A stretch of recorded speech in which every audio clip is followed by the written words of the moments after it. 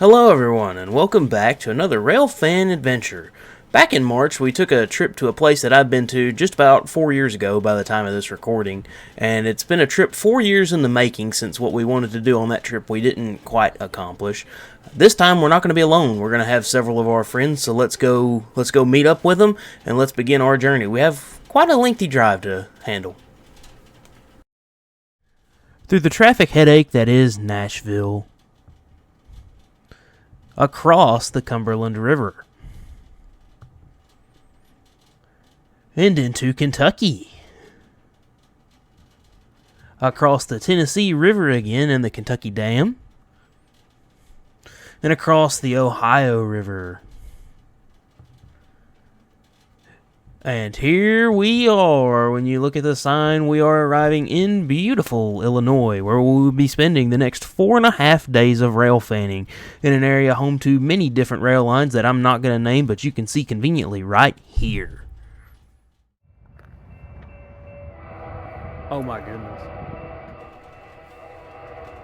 Once we arrived at our house, we looked on the ATCS for the Union Pacific Mount Vernon Subdivision, which surprisingly still worked in a very small spot, and noticed that a southbound was approaching Mount Vernon, so we grabbed our gear and we went and set up after dark in Whittington, Illinois, just north of our house.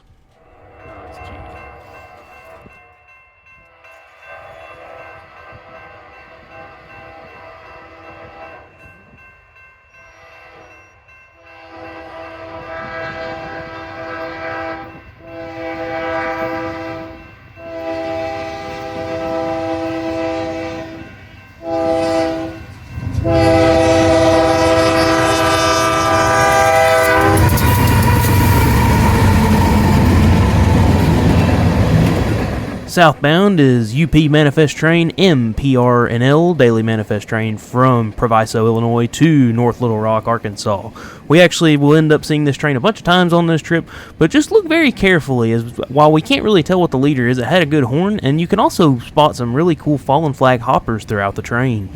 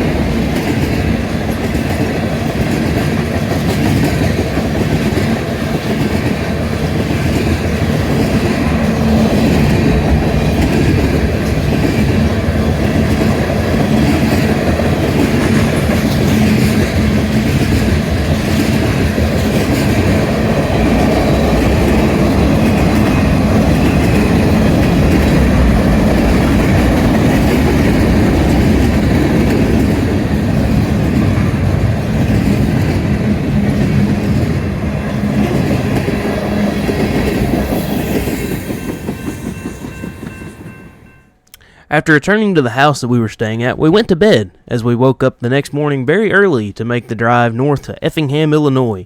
Effingham is home to the diamond between the Canadian National Champaign Subdivision and the CSX St. Louis line, as well as home to an Amtrak stop for the regional and City of New Orleans passenger trains. Originally, the CN was IC territory, and the CSX was Conrail territory, and prior to that, the Pennsylvania Railroad, and several other predecessors to go along with that. We got our breakfast and arrived at the station to see a restricting signal for a southbound on the CN across the diamond. This is a very interesting signal, meaning that there is a train going into the Effingham yard, probably to work. I had a theory about what it was, and sure enough, I couldn't even finish my breakfast, and I was right. It's 7:45 a.m. on Saturday, March 8th, and within 14 hours of being in southern Illinois, we have already captured our goal.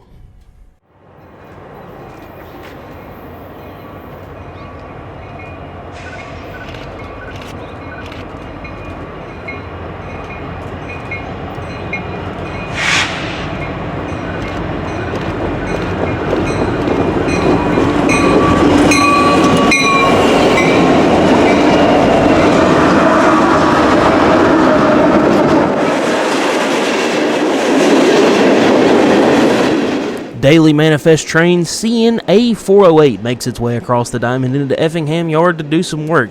A408 and its counterpart A407 are railfan favorites, as they typically exhibit all sorts of icy power, including the original Death Stars and repaints in the CN paint scheme. Today we have a duo on the head end, IC 1001 and 1036. This is what we wanted to get 4 years ago and did not get, so we were very glad to get it this time. Interestingly, there's a UP duo, a UPGE duo at that behind the Death Stars, which made this train a little more interesting.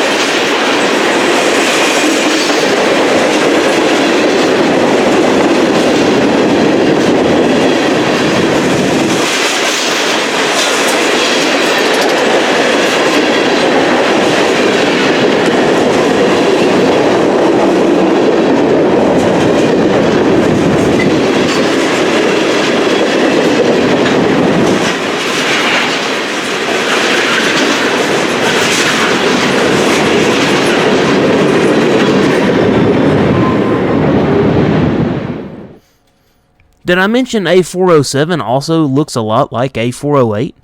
Well, typically this time of morning, Amtrak 390, the regional passenger service from Carbondale, Illinois to Chicago, is coming north, and everything gets sighted or put in a hole to let Amtrak around. Well, we were surprised when about 8:30 we heard the dispatcher tell A407 that they had signal indication to leave Effingham Yard and proceed north. So, within 45 minutes of being in Effingham, we have now caught two IC Death Star duos.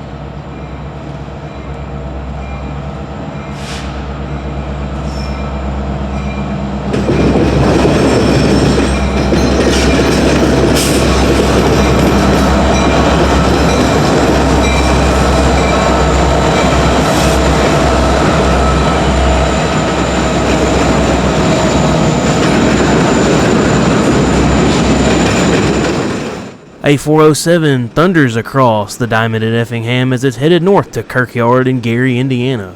Here we have another IC Death Star duo led by IC 1010 and 1007. A nice little duo there. Two Death Star duos in 45 minutes. That's pretty good.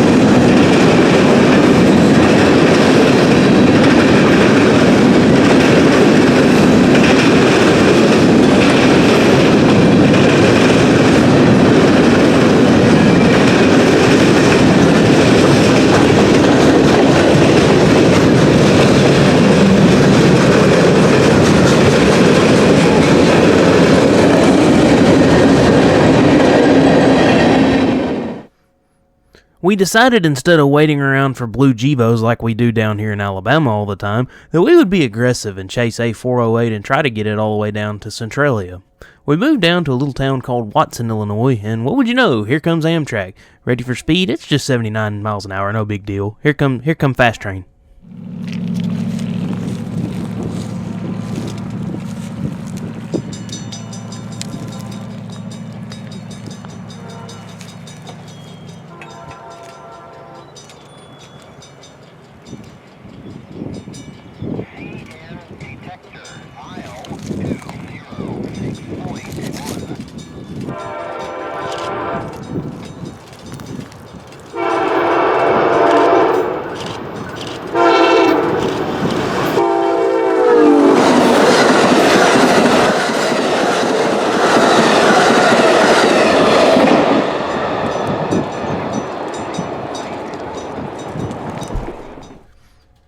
After Amtrak cleared, the northbound signal upgraded from stop to approach to advance approach to a clear. Very interesting. A northbound is coming right behind Amtrak. We didn't really know what it would be, and then when it came around the corner, we saw a black engine with a high headlight, and we got kind of excited for a second. But as it got closer, this isn't an ICSD-70. This is a GE. Uh-oh.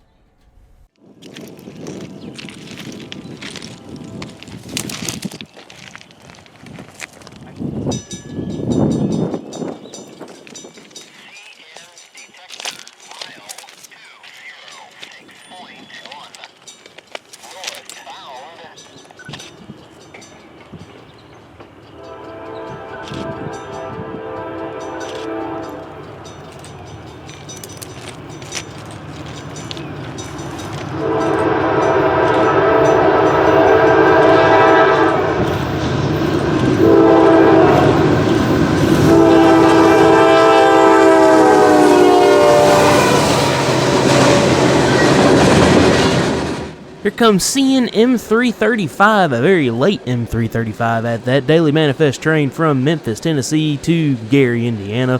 Interestingly, we have an NSAC 44 C6M number 4443 leading, and unfortunately a trail fell with a CNSD 75I. Very interesting. I think this was Clay's favorite train of the whole trip.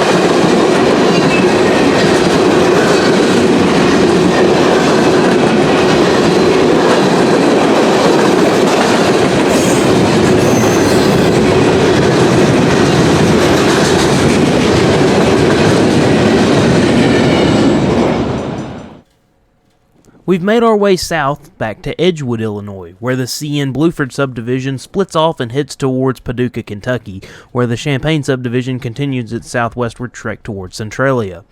A408 is approaching and will be meeting a train here at Edgewood. I will apologize in advance. This is probably the most shaky video we have from the whole thing. I will speed it up to where you don't have to deal with all of it, but it's just incredibly shaky. Luckily, we have some methods that are starting to work as of this recording, but we're going to continue to work to remove the shake. But anyways, here's another good shot of A408 here at Edgewood.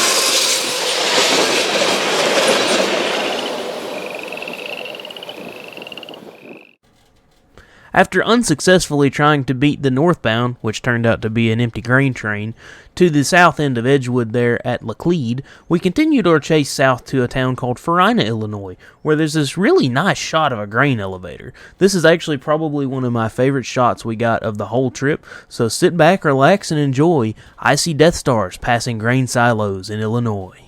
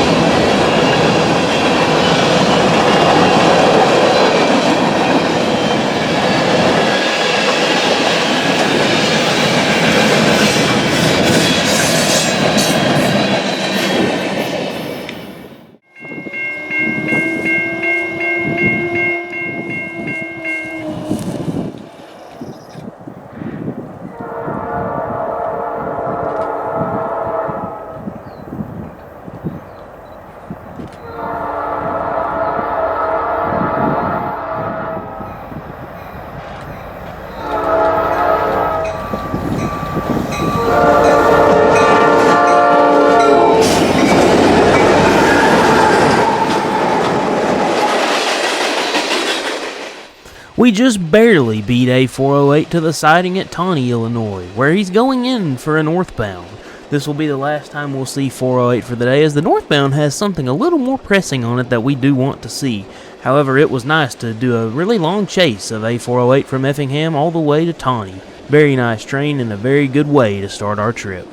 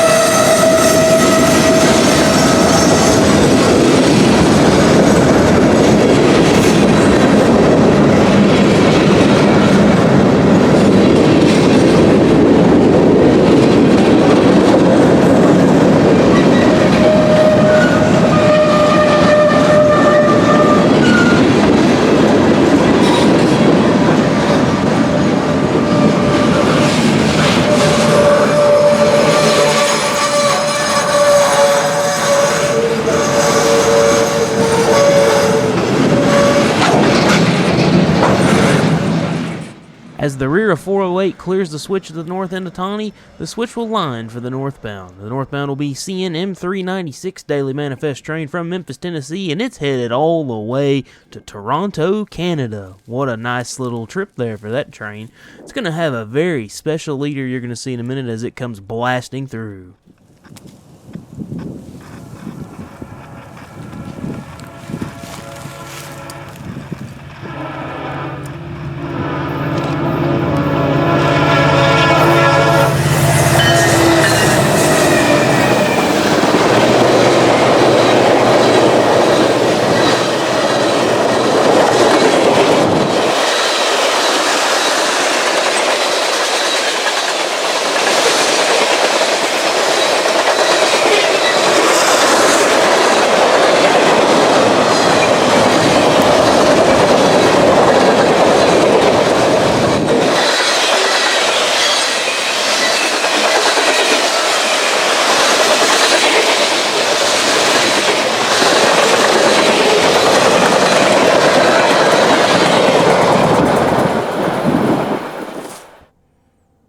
You know, it's kind of funny. We drove all the way to Chattanooga at the beginning of the year, actually on New Year's, to see CN 8952, the Grand Trunk Western Heritage Unit, trailing on the CSX W&A subdivision. Lo and behold, just a few short months later, we're on the CN in Southern Illinois, and 8952 is leading northbound M396. Anyways, after we called M396, we went on down towards Centralia to get some lunch. After lunch, we started headed towards the track when we noticed the crossing was down and an NS eastbound was headed across the diamond. It was a very interesting train to look at, so we decided we would chase it down to Walnut Hill just outside of Centralia to kind of see what this train was all about.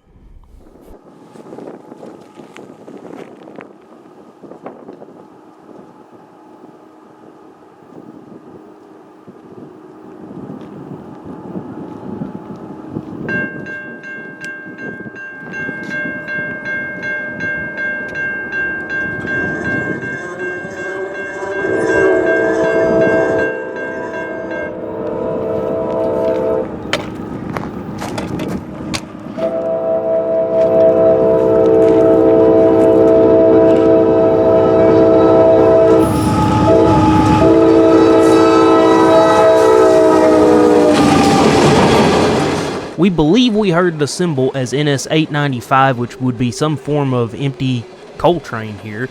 And this is actually a very interesting one, as it's kind of a company empty coal train with a solo leader. Look throughout the train, there are some interesting Conrail hoppers as well, which were really cool to see.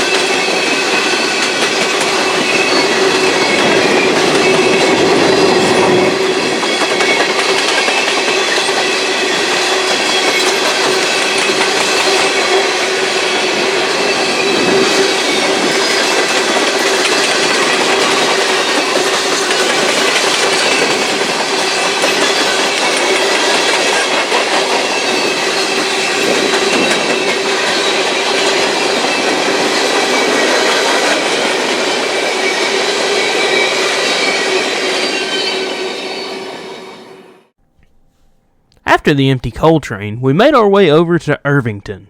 No, not that Irvington. We're now on the CN, as the other Saluki train, Amtrak 391, is making its way south after its stop at Centralia. Get ready for more Amtrak at speed.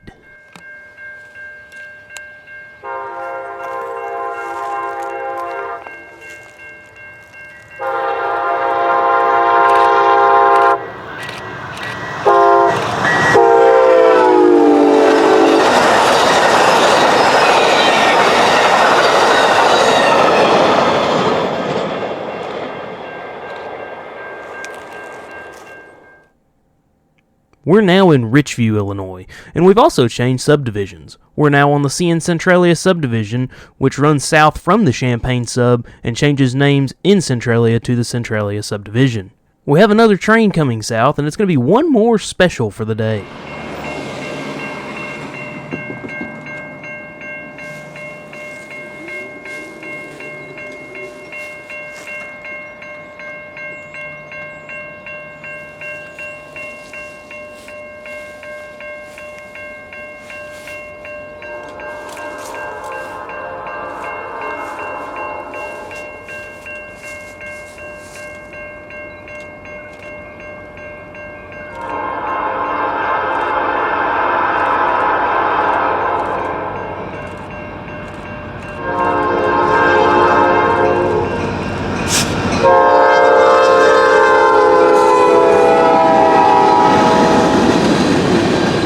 CNL 544 makes its way out of Centralia Yard this afternoon, headed towards East St. Louis, Illinois.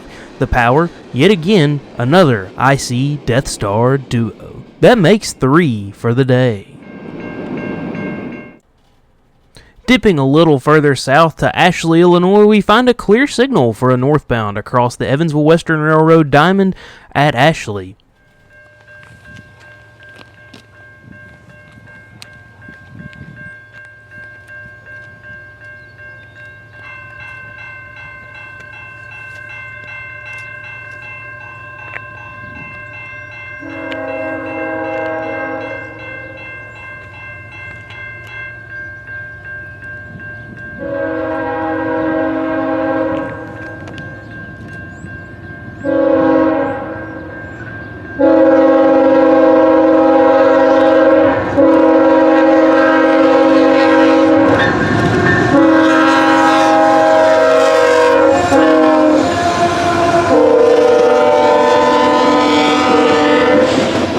Northbound is CNA 431 daily manifest train from Memphis, Tennessee, headed to Decatur, Illinois, not Decatur, Alabama. That's funny. This train will continue north and go into the yard at Centralia to do a little bit of work. We were offered a lift in a bucket truck by some friendly locals, but we politely declined that offer.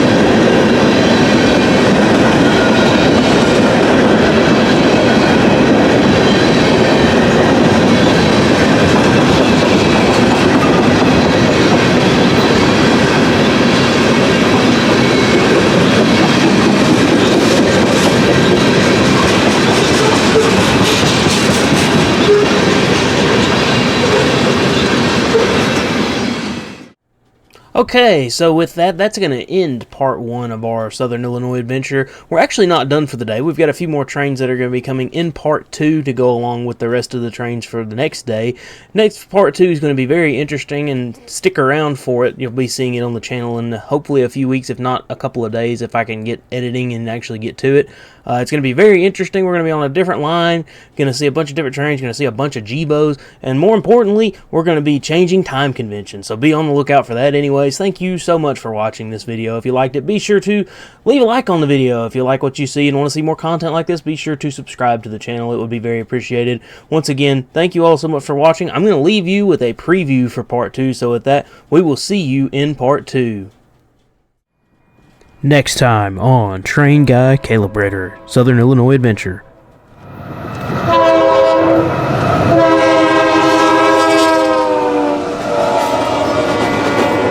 Get ready for the G-Bows of the Union Pacific Mount Vernon Subdivision.